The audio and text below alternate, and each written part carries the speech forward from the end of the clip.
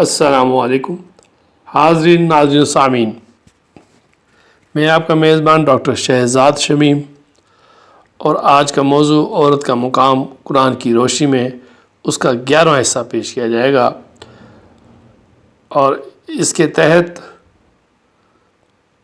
اخیافی، دور کے رشتہ دار، بہن بھائی اور کلالہ کا خلاصہ سعد محترم جناب قرآنی اسکالر محمد فیض شاد صاحب پیش کریں گے۔ تو میں چاہوں گا، گزارش کروں گا ان سے کہ وہ اس پہ قرآنی آیات کی روشنی میں اس کی تفسیر فرمائیں۔ تو استاد محترم پلیز سر۔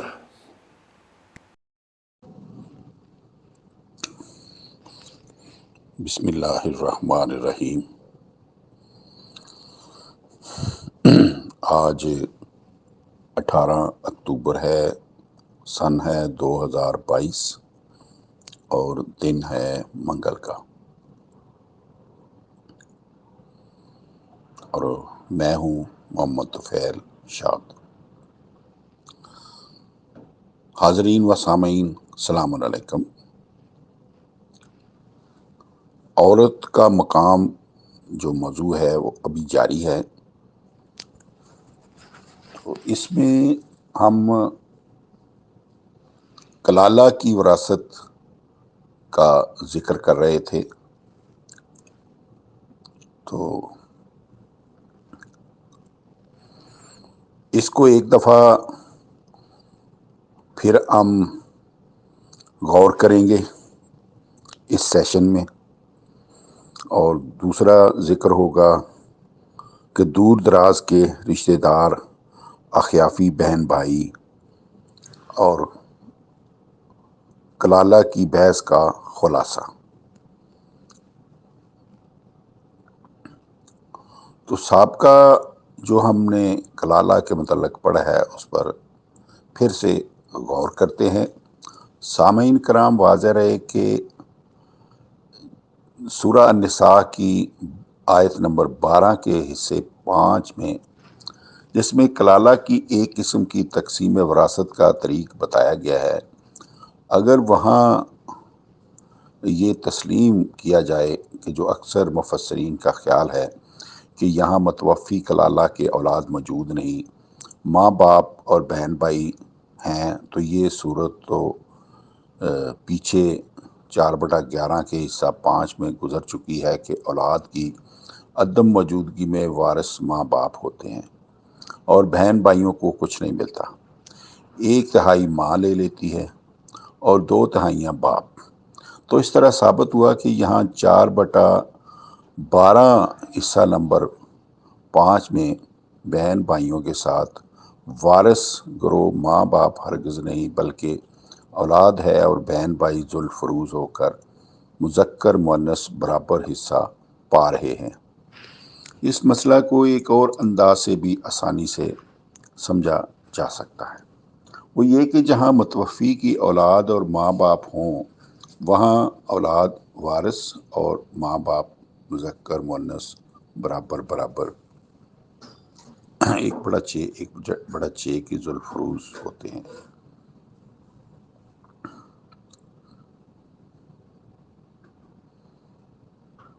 اور جہاں متوفی کی اولاد اور بہن بھائی ہوں، وہاں اولاد وارث اور بہن بھائی مذکر مؤنث برابر برابر 1/6 کے ذوالفروز ہوتے ہیں۔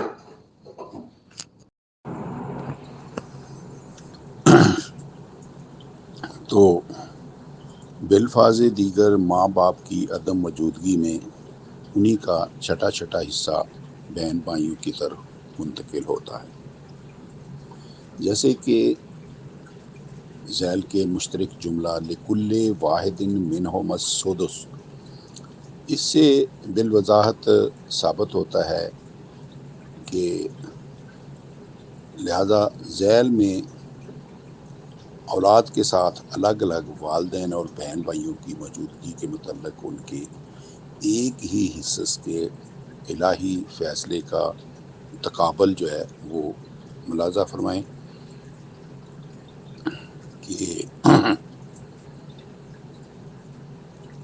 جب اولاد اور ماں باپ ہوں تو اولاد وارث ہوتی ہے اور ماں باپ کو ماں تارکہ کا چھٹا چھٹا حصہ ملتا ہے، وہ ہے والے ابویہ لکل واحد منہم السدس، یہ 4/11 اور اس آیت کا حصہ نمبر 4 ہے۔ اور جب اولاد اور بہن بھائی ہوں تو اولاد وارث ہوتی ہے اور بہن بھائی کو ماں تارکہ کا چھٹا چھٹا حصہ ملتا ہے، وہ ثابت ہے 4/12 یعنی آیت نمبر 12 اس کا حصہ نمبر 5، وَلَهُ آخٌ او اخت فلکل واحد منہم السدس۔ غور فرمایا سامعین کرام، لکل واحد منہم السدس کے الفاظ نے کس طرح حقیقت کے چہرے سے نقاب الٹ کر رکھ دی کہ جب اولاد اور ماں باپ ہوں تو اولاد وارث ہوتی ہے اور ماں باپ ذوالفروز کی حیثیت سے چھٹا چھٹا مساوی حصہ پاتے ہیں، اور جب اولاد اور بہن بھائی ہوں تو وہاں بھی اولاد وارث ہوتی ہے اور بہن بھائیوں کو ذوالفروز کی حیثیت سے ماں باپ والا ہی چھٹا چھٹا حصہ متشکل ہوتا ہے۔ بس ثابت ہوا کہ یہاں ماں باپ ہرگز موجود نہیں ہیں۔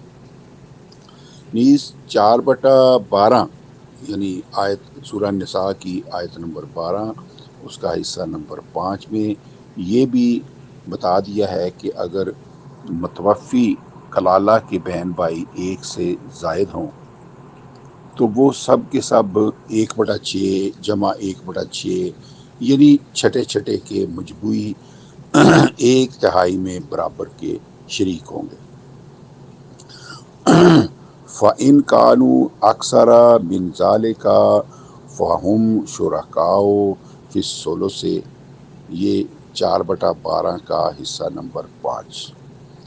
تو المختصر، یہ جو مندرجہ بالا جو تصریحات سے ثابت ہوا کہ آیت مجیدہ 4/12 یہ سورہ نساء کی 12 نمبر آیت کے حصہ نمبر 5 میں اولاد اور بہن بھائی اولاد وارث ہے اور متوفی کے بہن بھائی ذوالفروز ہو کر چھٹا چھٹا حصہ پاتے ہیں۔ بس یہ نظریہ مطلقاً غلط ہے کہ 4/12 کے مذکورہ حصے میں بہن بھائیوں کے ساتھ والدین ہیں۔ اب آیا، جیسے میں نے بتایا تھا کہ اس میں دور دراز کے رشتہ دار جو ہیں ان کی حیثیت کیا ہوگی، تو واضح رہے کہ تقسیم وراثت کے سلسلے میں وارث اور ذوالفروز کے بنیادی قرآنی فیصلے کے خلاف جو مفکر حضرات متوفی کے پسماندگان کی ہر صورت میں نہ وارث گروہ کا تعین کرتے ہیں، نہ بالترتیب وصیت اور قرضہ کی ادائیگی، نہ باقی میں سے زوجین اور ذوالفروز کے حصص، اور نہ پھر باقی کو وارثوں میں تقسیم کرنے کے قائل ہیں، وہ ایسی صورتوں میں جہاں صرف ذوالفروز کے حصے بیان ہوئے ہوں ان کے حصے نکال کر باقی ترکہ کے لیے متوفی کے دور دراز کے نسلی رشتہ داروں کو کھینچ لاتے ہیں اور باقی مال ان کا حق قرار دیتے ہیں۔ اب آپ خود ہی فیصلہ کریں کہ یہ جو مذکورہ بالا صورت ہے، یہ سورہ نساء کی 12 نمبر آیت حصہ نمبر 5 میں اگر اصل وارث گروہ جو یہاں پر اولاد ہے سامنے نہ لایا جائے اور صرف بہن بھائیوں کو 1/3 دینے کے بعد باقی 2/3 متوفی کے ان رشتہ داروں کو دے دی جائیں جو کہیں 10ویں یا 12ویں پشت میں جا ملتے ہیں، تو یہ کہاں کا انصاف ہوگا کہ سگے بہن بھائی تو 1/3 حصہ پائیں اور 10ویں پشت والا خواہ وہ اکیلا ہی وہ 2/3 لے جائے، جیسے کہ 4/12 حصہ نمبر 5 کے متعلق بعض مفسرین کا خیال ہے۔ تو یہ عجب صورتحال بن جاتی ہے۔ اب ذکر ہوگا اخیافی بہن بھائی۔ اب ذکر ہوتا ہے اخیافی بہن بھائی کا۔ تو یہاں پر یہ تسلیم کرنا بھی، جیسے کہ بعض مفسرین کا خیال ہے کہ یہاں پر 1/3 حصہ اخیافی بہن بھائیوں کو دیا گیا ہے جو متوفی کی والدہ کے دوسرے شوہر سے ہوں۔ اس لیے غلط ہے، کیونکہ ارشاد باری ہے کہ متوفی کے ترکہ کا حق وراثت اقربا اور والدین کو حاصل ہے۔ اس لیے کسی غیر باپ کے بیٹے بیٹیاں کسی بھی مقام پر کسی طرح اقرب ہو سکتے ہیں، کس طرح اقرب ہو سکتے ہیں جن کی نسل ہی متوفی کی نسل سے مختلف ہو۔ اب جیسا میں نے ذکر کیا تھا کلالہ کی بحث کا خلاصہ، اس آیت مجیدہ سورہ نساء کی 12ویں آیت حصہ نمبر 5 کا خلاصہ یہ ہے۔ اس آیت مجیدہ میں متوفی کے پسماندگان کی اس صورت کا ذکر ہے کہ ان میں اولاد اور بہن بھائی ہیں، اولاد وارث ہے، اور بہن بھائی ذو الفروض ہیں۔ بہن بھائی اکیلے ہوں تو ماں تارکہ کا چھٹا حصہ پاتے ہیں۔ اگر 2 سے زائد ہوں تو سب 1/3 میں برابر کے شریک ہوتے ہیں۔ چونکہ پسماندگان کی اس صورت کے لحاظ سے بھی قرآن کریم نے متوفی کو کلالہ کہا ہے، اور آیت مجیدہ 4/176 میں بھی جہاں متوفی کے صرف بہن بھائی ہیں، نہ اولاد ہے نہ ماں باپ، تو پسماندگان کی اس صورت میں بھی قرآن کریم نے متوفی کو کلالہ ہی کہا ہے۔ اس لیے ثابت ہوا کہ قرآن کریم کی روح سے کلالہ کی 2 قسمیں ہیں، کلالہ با اولاد اور کلالہ بے اولاد۔ کلالہ با اولاد کی وضاحت 4/12 حصہ نمبر 5 کے ضمن میں ہم بیان کر چکے ہیں۔ اس لیے وصیت اور قرضہ کی ادائیگی کے بعد زوجین اور ذو الفروض کے حصے مشترک نکالے جائیں گے۔ بہن بھائیوں کو 1/3 ملے گا، اور باقی ترکہ اولاد میں اس کی ہر موجودہ صورت کی روح سے قرآنی ہدایات کے مطابق تقسیم ہوگا۔ یعنی اگر اولاد اکیلا بیٹا ہے تو باقی سارا مال وہ پائے گا، اگر اکیلی بیٹی ہے تو باقی سارا مال وہ پائے گی۔ اگر 2 یا 2 سے زائد بیٹے ہیں تو باقی سارا مال بیٹوں میں مساوی تقسیم ہوگا۔ اگر 2 یا 2 سے زائد بیٹیاں ہیں تو باقی سارا مال بیٹیوں میں مساوی تقسیم ہوگا۔ اگر 1 بیٹا اور 1 بیٹی ہو، یا 1 بیٹا اور 2 بیٹیاں ہوں، تو بیٹے کا حصہ بیٹی کے حصے سے دگنا ہوگا۔ لیکن اگر متوفی کا 1 بیٹا اور 2 سے بیٹیاں زائد ہوں تو بیٹیاں خواہ درجنوں بھی کیوں نہ ہوں، وہ سب 2/3 میں برابر کی شریک ہوں گی، اور 1/3 اکیلا بیٹا ہر حالت میں ضرور پائے گا۔ تقسیم وراثت کی یہ وہ صورتیں ہیں جن کے متعلق اگلی آیات مجیدہ میں یہ ارشاد ہوا ہے کہ تلک حدود اللہ ومن یطع اللہ ورسولہ یدخلہ جنات تجری من تحتہا الانہار خالدین فیہا وذالک الفوز العظیم۔ 4/13۔ ایمان والو، مذکورہ بالا حدیں اللہ تعالیٰ کی مقرر کردہ ہیں، پس جو قوم ان کی حفاظت کر کے اللہ اور اس کے رسول کی اطاعت کرے گی، اسے اللہ تعالیٰ دنیا آخرت میں ہموار جنتی معاشرہ یعنی ایسے باغات میں داخل کرے گا جن کی سطح میں نہریں بہتی ہیں، وہ ان میں ہمیشہ رہنے والے ہوں گے، اور مذکورہ بالا باغات میں داخلہ ہی تو بڑی کامیابی ہے۔ تو تو جنات تجری من تحت الانہار ایک قرآنی اصطلاح ہے جس کی اللہ تعالیٰ نے تعریف جو ہے وضاحت ہے وہ 20/118 119 میں جنت کی تعریف کرتے ہوئے اللہ تعالیٰ نے وہ اس طرح بیان کی ہے کہ اے نوع آدم، جنت وہ ہے جس میں نہ تو بھوکا رہے گا، نہ ننگا، نہ بے مکان ہوگا، نہ بے مکان ہو کر دھوپ میں جلے. یعنی جنت وہ ہے جس میں ضروریات زندگی کی نہریں بہتی ہوں. دنیا میں جب قرآنی معاشرہ قائم ہو تو یہ مذکورہ اصطلاح اس پر بھی صادق آتی ہے اور اخروی جنت پر بھی، جس میں بھوک، ننگ، بے مکان ہونے کا تصور تک نہیں کیا جا سکتا. نظریہ سرمایہ داری پر ضرب عظیم. قرآن کریم کا مرکزی مسئلہ ربوبیت عالمینی ہے. الحمدللہ رب العالمین 1/1، یعنی وہ ایک ایسا معاشرہ قائم کرنے کی تاکید کرتا ہے جس میں کوئی فرد انسانی ضروریات زندگی سے محروم نہ پایا جائے.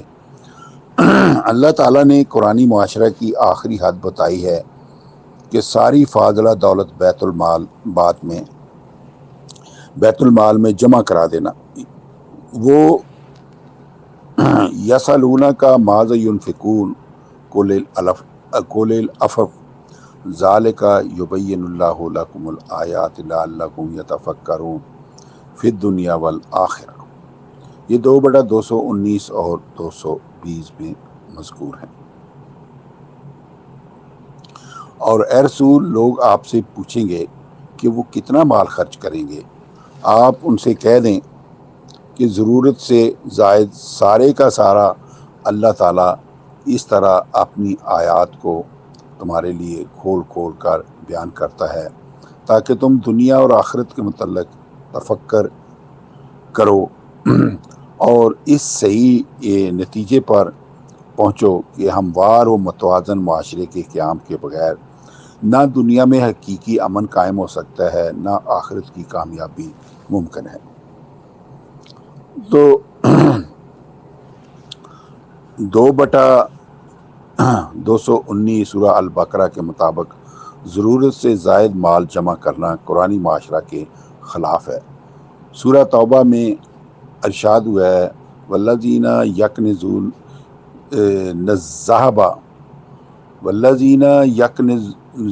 الذھب والفضة ولا ينفقونها فی سبیل اللہ فبشرہم بعذاب علیم. 9/34. اور جو لوگ خزانہ کرتے ہیں سونے اور چاندی کا اور اسے اللہ کی راہ میں خرچ نہیں کرتے، آپ انہیں دردناک عذاب کی خبر دے دیں. تو ان آیات قرآنیہ سے کھل کر ثابت ہوا کہ تقسیم وراثت کا مسئلہ عبوری دور کا ہے. تو یہ ڈاکٹر صاحب آپ نے بھی پوچھا تھا، تو یہاں آپ نوٹ فرما لیں کہ تقسیم وراثت کا مسئلہ عبوری دور کا ہے.